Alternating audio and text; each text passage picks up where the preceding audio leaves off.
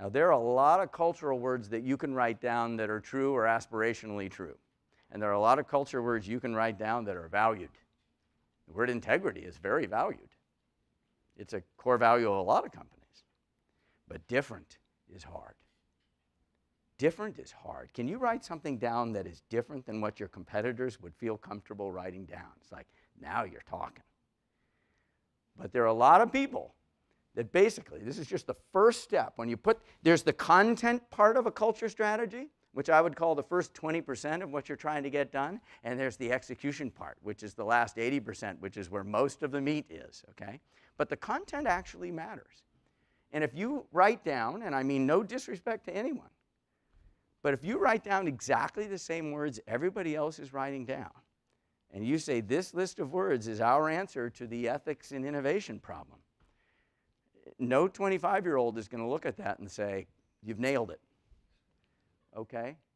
So part of what we tried to do, I'm not going to say we got it exactly right, and I'll tell you sort of how this was hard, because this journey, because an important part of what we were trying to do, it was 2008, 2009. It was a time when people were questioning whether business schools were being as ethical as they could, or were, you know, fostering as much ethical judgment as we needed to be fostering as institutions. And so one of the things we thought, again, we wanted it to be Berkeley. So somebody said, why don't you write down challenge authority? It's like, what? We're a business school. We can't write that down. No. But that's so much a part of the way a lot of the world thinks about Berkeley, right? And somebody said, no, do a judo move on it. You can't not write something down in that category. You can't do that and sort of span the space of the identity that is Berkeley. And this person said, what about question the status quo? With an immediate follow-on question, there's got to be a better way to do this. Everybody wants to hire. There's got to be a better way to do this. And question the status quo goes there pretty quickly without going to a place that looks like challenge authority. So that's what we did. But question the status quo isn't just about the innovation piece of your conference. Isn't there a better way to do this? Now, we've all worked with a lot of really smart people who don't naturally ask, isn't there a better way to do this? This is not one-to-one with intelligence. It's actually a different habit of mind, okay? And I love working with people who ask this question. I really do. And you look for it, and you want it, and you want to hire it. Isn't there a better way to do this? But that's sort of the innovation side of question the status quo.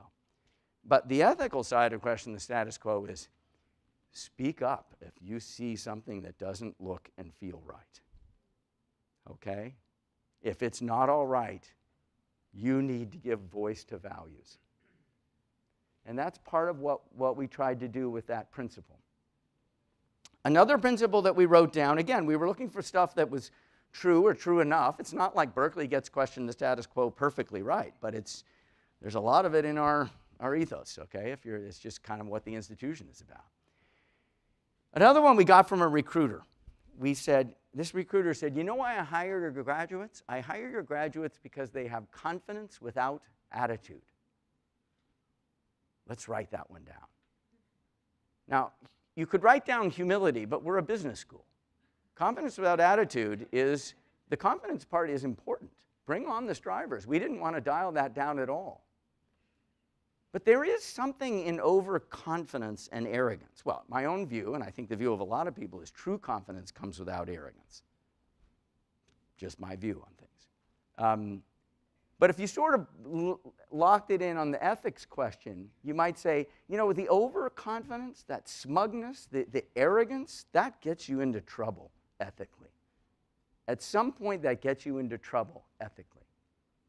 And if somebody said, you know, it's this boundless optimism that's created Silicon Valley, right? Don't tamp that down, right? You could imagine somebody saying, you know, confidence without attitude feels like it's tamping down something that's been a magical ingredient of this place.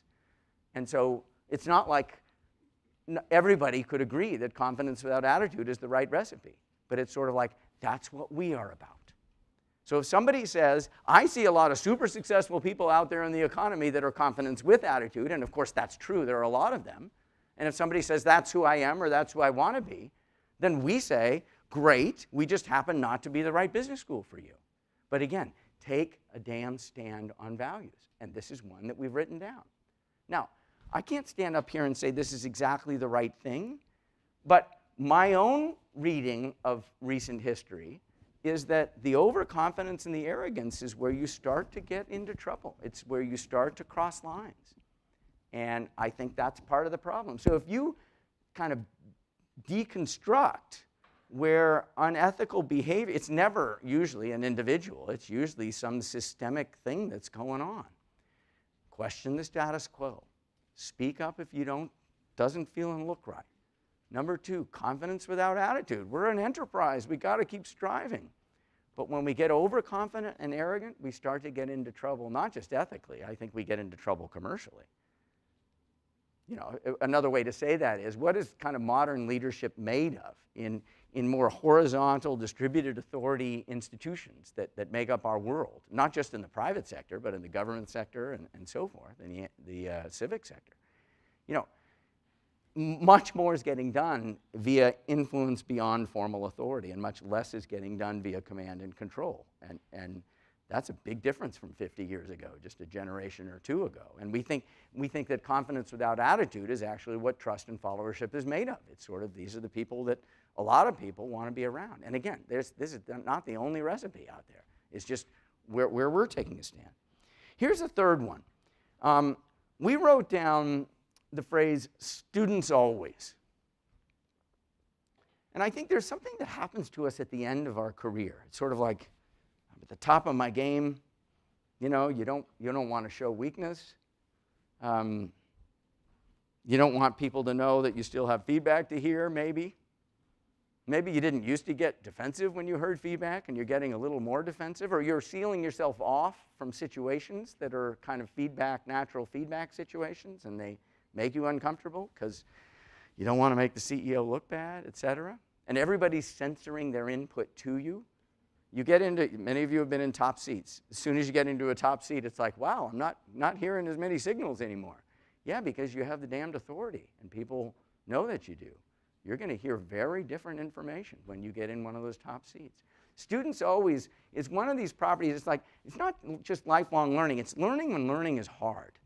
It's not only accepting feedback late in your career, it's letting the people around you know that you are wide open to feedback. And I think that's actually also an important, ethical ingredient. Again, when we try and decompose what are the features of systemic rot and lack of ethical behavior, there's no simple answer to this question, but I feel like students always is actually an important part of sort of always pushing into something. And a fourth one, we wrote down 4. A fourth one is probably the most directly relevant to ethics. We wrote down the phrase, beyond yourself. Do you have a sense of stewardship? This isn't just about individual aspiration. Do you have a sense of stewardship for something larger than just yourself? Are you willing to trade off self-interest? And we're, by nature, as Homo sapiens, pretty self-interested animals. But are there times when you will trade off your self-interest, when your own ego isn't all of what you're doing? So the phrase we like to use, this is kind of, I think it's a distinctly American phrase, is, we've all heard the phrase, officers eat last. And we've all worked for officers eat first people. And we sure as heck know the difference between the two. Most of us greatly prefer to work for an officers eat last person, other things equal. They're going to, when the going gets rough, you kind of know what an officers eat first person's going to do. And if that's the bargain and you're willing to do the bargain, then fine. But most people really prefer, again, the trust and followership is with officers eat last people, not officers eat first people. And if you said, again, just projecting those two concepts, and I don't want to oversimplify, right? It's a continuum, and we're all somewhere on that continuum. But if you thought about projecting that continuum onto the ethical behavior space, it's sort of like, yeah, I think somebody who really gets the idea that we're in this together, that it's not all about me, that when the going gets tough, I'm going to make the call that's in my own best interest. Sort of like, if we're not willing to subordinate our own interests when the going gets tough, then some pretty bad stuff can start happening, in my view. So, those were the 4 things that we wrote down.